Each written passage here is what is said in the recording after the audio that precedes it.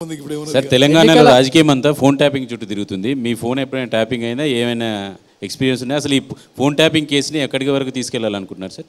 100% tapping అయి ఉంటుంది, ఇక అనుమానం కూడా లేదు. కేంద్ర రాష్ట్ర ప్రభుత్వాలు రెండు ట్యాపింగ్ చేసి ఉంటాయి. నేను పిసిసి ప్రెసిడెంట్గా ఉన్నా, అన్ని కీలక పదవులు ఉన్నా తప్పనిసరిగా ఫోన్ ట్యాపింగ్ జరిగి ఉంటుంది. కానీ నేనేమనుకుంటే నా రహస్యం ఉంది, వాడు ట్యాపింగ్ చేసుకుంటే చేసుకోకుండా నాకేంది. అయితే ఇండియన్ టెలిగ్రాఫిక్ యాక్ట్ 100 ఏళ్లకు పైగా ఉన్న చట్ట ప్రకారం కూడా ఈ విధంగా ట్యాప్ చేయడం సీరియస్ అఫెన్స్. ఇప్పుడు తెలంగాణలో గత ప్రభుత్వం చేసిన విషయాలు నేను తీవ్రంగా ఖండిస్తున్నాను. ఇంకోటి, అసలు మొన్న కేసీఆర్ గారి టీవీలో మాట్లాడుతూ తప్పించుకునే ప్రయత్నం చేస్తూ మాట్లాడాడు.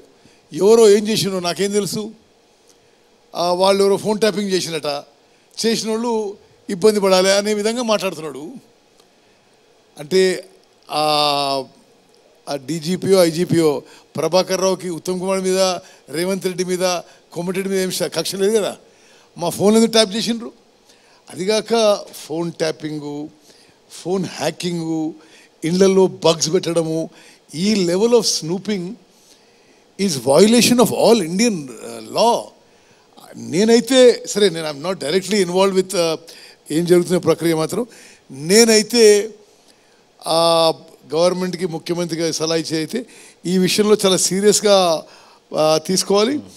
ఏది నిజమైతే అది బయటికి రావాలి, తప్పనిసరిగా తప్పు చేసిన వాళ్ళకి శిక్ష పడాలి అని చెప్పి నా అభిప్రాయం. మంత్రి గారు, కేవలం 4 అధికారుల వరకే అరెస్ట్ వరకే ఇది ఉంటుందా, లేకపోతే ఇంకా పై వరకు వెళ్ళే అవకాశం ఉంటుందా? ఎందుకంటే అధికారులు, ప్రభుత్వంలో ఉన్న పెద్దలు చెప్పందే ట్యాపింగ్లు చేసే అవకాశం ఉండదు కాబట్టి పై వరకు వెళ్ళే అవకాశం ఉంటుందా?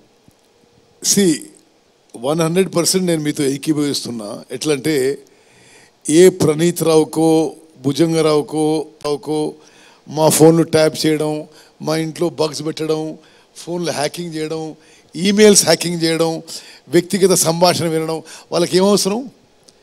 సో 100% ఆనాటి ప్రభుత్వంలో ఉన్న పెద్ద మనుషులు ఆదేశాలు ఇచ్చి ఉండాలి. ఐదర్ లిఖితపూర్వకంగా కానీ ఓరల్ ఇన్స్ట్రక్షన్స్ కానీ దాని ప్రకారమే చేసి ఉండాలి నా అభిప్రాయంలో.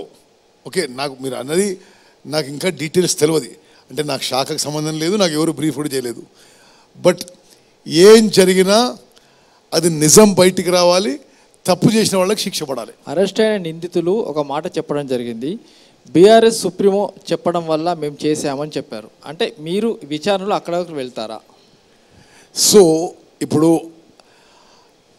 ఇన్వెస్టిగేషన్లో, ఇంటరగేషన్లో ఏం బయటకు వస్తే దానిపై కఠినంగా చట్టపరంగా చర్యలు ఉండాలని చెప్పి నా డిమాండు, నా కోరిక. So what ever happened, at least Telangana ప్రజానీకానికి తెలియాలి కదా.